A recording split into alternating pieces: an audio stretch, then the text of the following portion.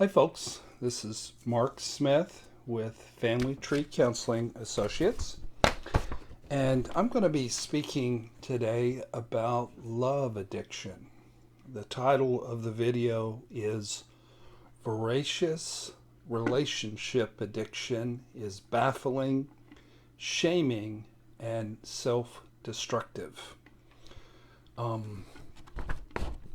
Most of you know me by watching a shattered fellow sort of struggle for survival. Sometimes I've been weepy, sometimes maybe I've seemed courageous, but many of you got to know me as I was struggling back to thriving, which I believe I've reached. In this 3 years since April 26th of 2015. But I had a little brief flash of memory. I think it was when I was on the cruise ship with my wife to celebrate our 1 year marital anniversary. I just had this little flash of the pre-2015, 10 years previous, where I was, from 2005 until 2008, a stone cold love addict, a relationship addict. And that being on the frequency of having love addiction is what put me with a narcissist, or in this case, a really unstable sex addict borderline, and which led to my shattering. But I wasn't a healthy person who was dating healthy people. I was a needy relationship addict who got engaged for 6.5 years with an unstable, malignant borderline who was just an out-of-control sex addict. So I'm going to share a poem in a bit here that I wrote in 2007. And I'm making this video because I know there's two populations out there I'm making this video for. One is if you yourself have some relationship addiction stuff. It's not really about sexual addiction, it's about the emotional connection. And there may or may not be very much, if any, sex involved, or maybe but the sex is incidental. It's more about the emotional addiction, the craving inside. So, I'm also making this for spouses or partners.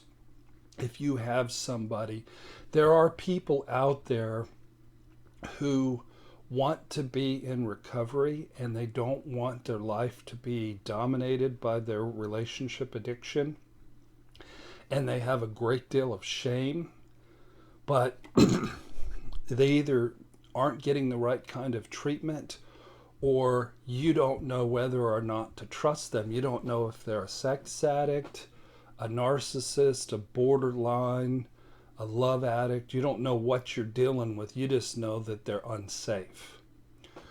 Sorry, I've got a bit of a cough. I picked up a cold on the cruise ship, and I'm a little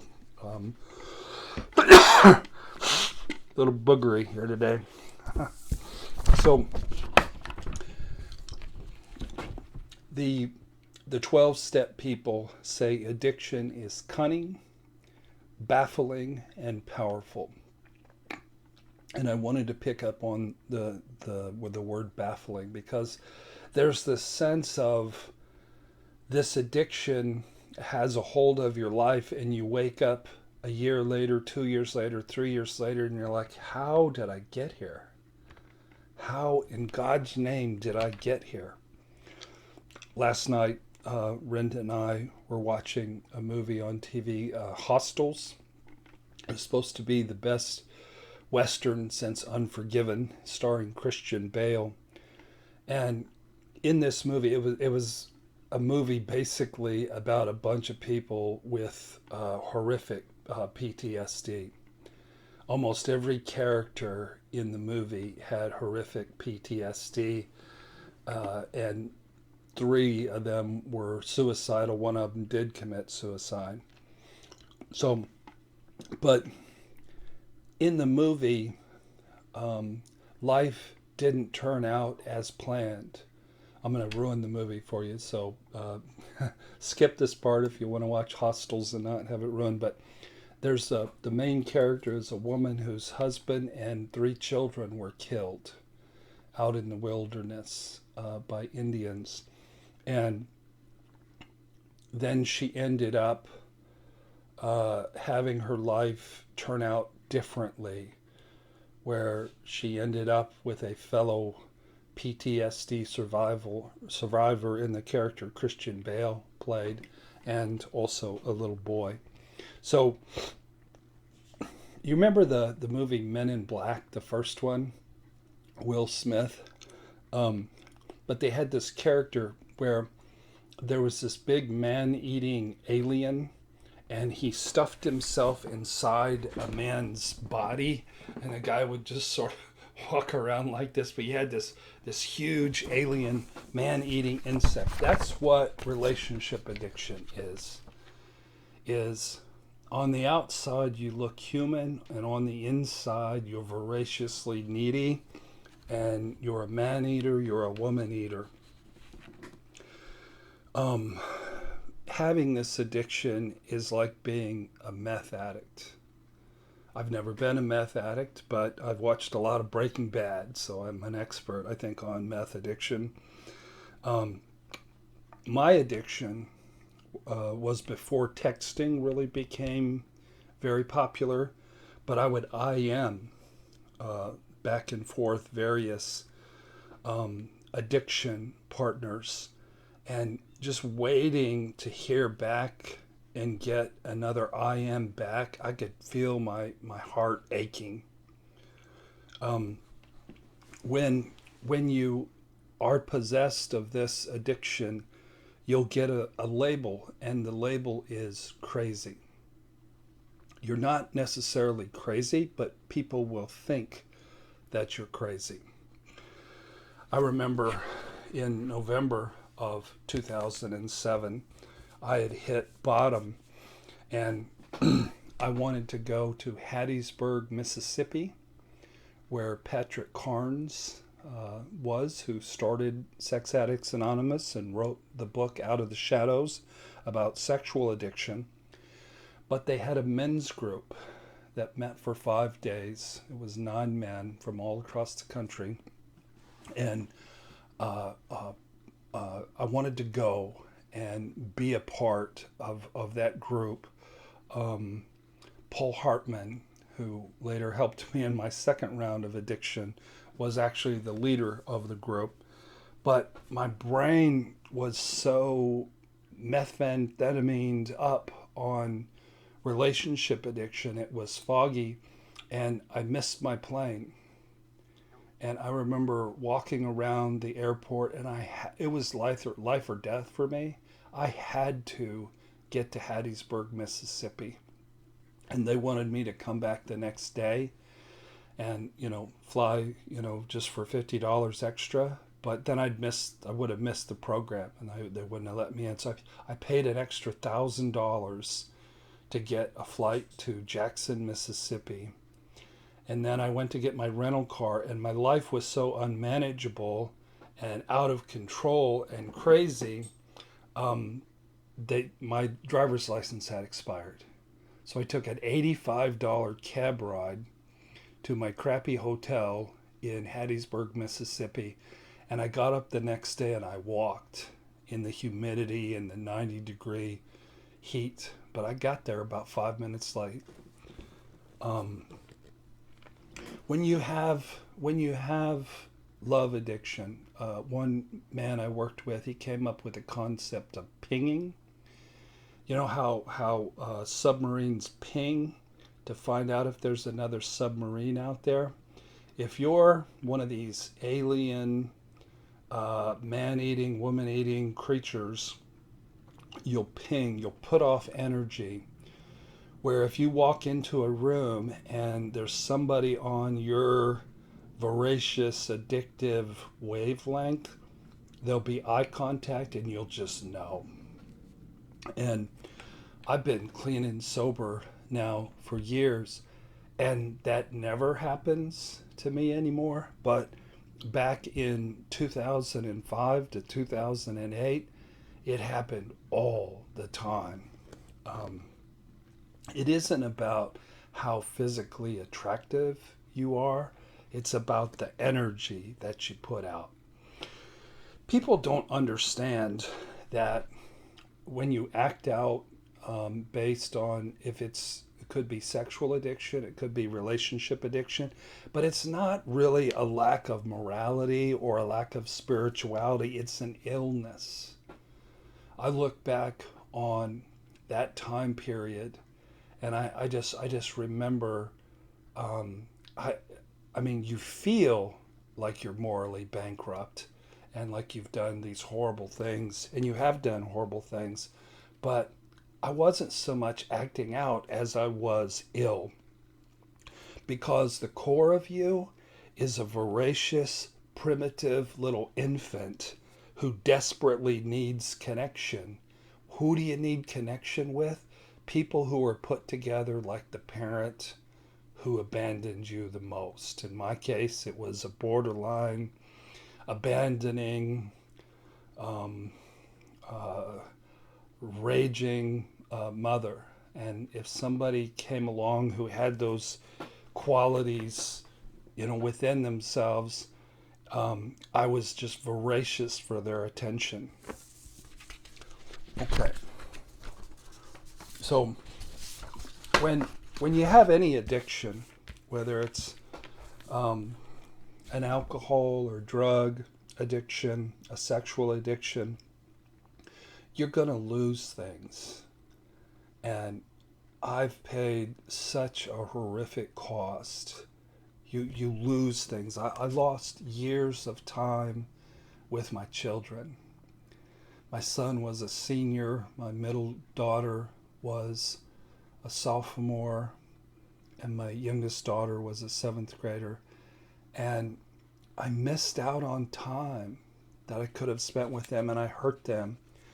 And I lost a marriage to a very good and solid woman. And I have so much remorse for hurting them. I lost my home, all told, between treatment for the Narcissistic Abuse Syndrome and the relationship addiction and the divorce. I probably cost myself several $1,000,000.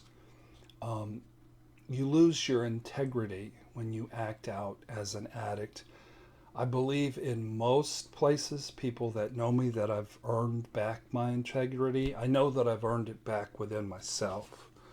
I lost respect in the community, and I suffered so much emotional violence, not just from the borderline that I was engaged to, but from another relationship before that and one after that, where you experience these symptoms of narcissistic abuse: exhaustion, panic attacks, cognitive dissonance.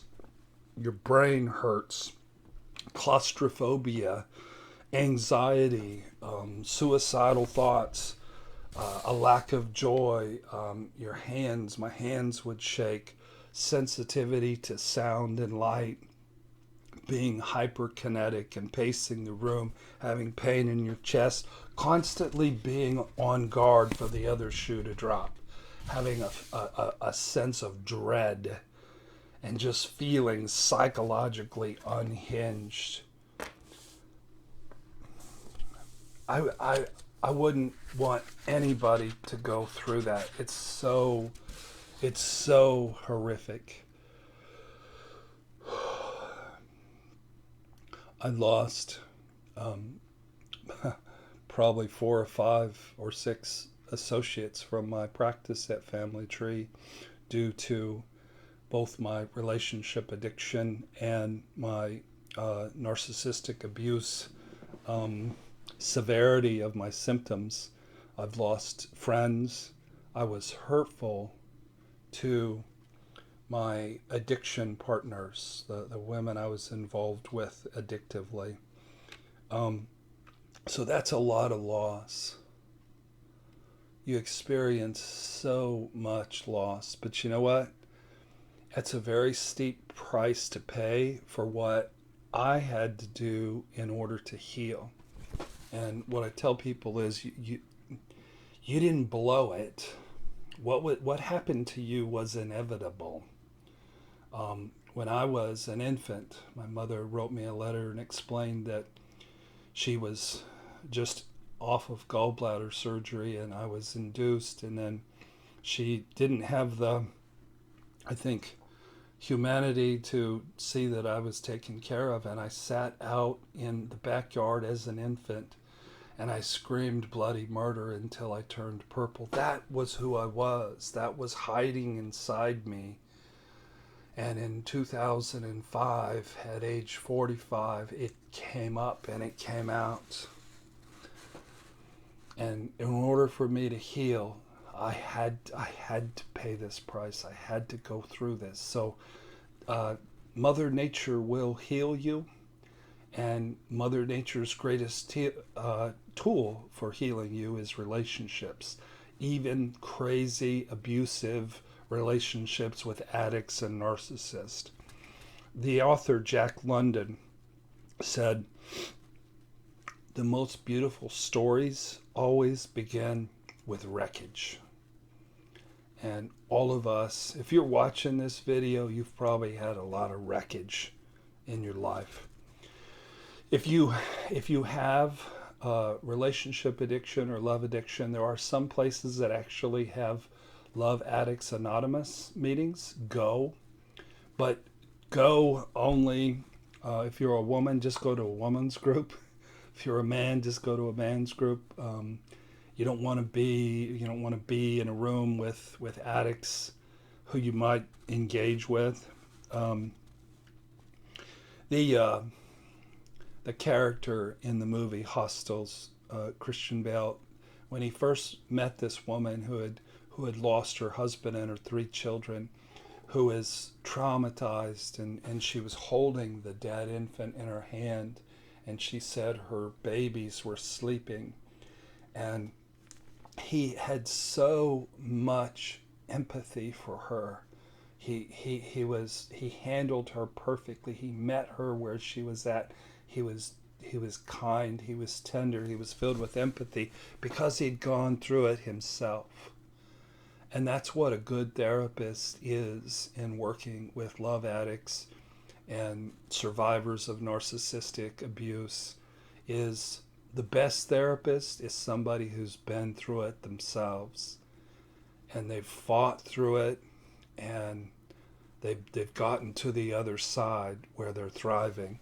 And you're able to help people so profoundly, to meet them where they are and to lift the shame off of them. It's such an honor and privilege. I want to give a message to partners of someone who might have relationship addiction, and that is, don't necessarily give up on your partner. I returned from my treatment there in Hattiesburg, and I was treatable. I was someone who could have probably salvaged the marriage. There's 5 qualities that I look for in people who can do the work, who are in recovery. Number 1, they know the truth about themselves and they're disturbed by it and they're motivated to do everything they can to fix it. Number 2, they're very teachable. Number 3, they have their emotional pain, but they're not destroyed by it. And many times the first order of business with people who've been through complex PTSD is to deal with their trauma and to help them to reduce their pain level. The fourth thing is the ability to trust, and the fifth thing is doing the homework. If your spouse has those qualities, it would be in your best interest not to give up on them. What happened in my situation is my wife turned to her Christian friends, and she turned to a therapist who had really seen a lot of my addiction at its ugliest point, and they all decided that I was unredeemable, and I was redeemable. I was somebody who was deadly serious about recovery. But so don't give up, but also don't trust somebody who's, if you got to find out, are they a relationship addict? Are they a sex addict? Are they a borderline? Are they a narcissist? Are they a shallow end of the pool narcissist, or are they a malignant narcissist? Who the hell are you dealing with? You got to find out. So my message to the relationship addicts is to read a book called Pia Melody, and her book is called Facing Love Addiction. So let me tell you about this poem. I wrote it on April 28th of 2007. I had seen an article about something called the light brown apple moth, and it was back in 2000, before 2007, an Australian moth that was just gobbling up all the produce and fruit in Southern California farms. And so the name of the poem is Voracious, and it's about the light brown apple moth, but it's really about love addiction. Voracious. Quarantine. Pest infestation. We have to contain it, the light brown apple moth. It's not a picky eater. Quarantine. It's not safe to be around this one. The fields are barren and picked over. Destructive, stunning, deforming larva. Once you see the moth, the damage has already been done. Quarantine, the Australian invader, a moving target, spoils appearances. Detection is everything. Quarantine, wreaking havoc in ecosystems. No known natural enemies, never known anything this invasive. Will the sticky traps work? Quarantine devours peaches and plums and nectarines and cherries and apricots and apples and pears and grapes and citrus and avocados and leafy greens and tomatoes and bell peppers and broccoli and strawberries and cauliflower and roses and jasmine and oak and willow and walnut and pine and redwood and eucalyptus. Quarantine me. Voracious. Emptiness. A seeker of prey. Ancient. Needs unmet. Boundaries not seen. Not heard, not heeded. I had the soul of a light brown apple moth. So, folks, if you have some love addiction, you got to hit bottom first. Some people hit bottom and they're really fortunate. They're sincerely in recovery and they get the help they need and they're able to save their marriage, and they don't realize how really blessed they are. Or sometimes people actually go through a divorce, and then if both people have those 5 qualities and they get the help that they need, I've seen couples rebuild, and even though they were legally divorced, they rebuilt their marriage. You got to go to 12-step meetings. And I went to Sex Addicts Anonymous meetings, and I would say, "Hi, Mark. Hi, my name is Mark. I'm a love addict." They looked at me funny because they were all sex addicts. And the nature of my addiction in many ways was worse. When I went to that treatment center in Hattiesburg, there were 8 hardcore sex addicts, but we got to the end of the week and Paul Hartman wanted to keep me, all y'all sex addicts, and go home. But Mark, well, let's go over to the treatment center and let me walk you through. And I wanted to stay, but my now ex-wife had given up hope and she wouldn't pay for the treatment. But go to a 12-step meeting, read the book Facing Love Addiction, read the book Healing the Shame That Binds You by John Bradshaw, because you're going to have so much shame. And find yourself an experienced therapist, a therapist who didn't learn their craft in graduate school, and they didn't learn their craft from some DSM-3 medical model book. They learned their craft by going through hell and back and losing just about everything, almost their life. But they got in their own recovery process, and they can be like the character, Christian Bale plays, who was just, he had his family killed. He saw many friends killed. He suffered from PTSD. But then when he was able to see other people who've gone through it, he was able to reach out his hand and give them what they needed. So we do therapy via video. And if you're interested in that, we have myself, but there's also other therapists who have lower fees if fees an issue. But we just want people to get the help that they need. So my wife and I are going to go walk on the beach. We should have it to ourselves as it's been very overcast and rainy here. Thank you for watching today, and God bless.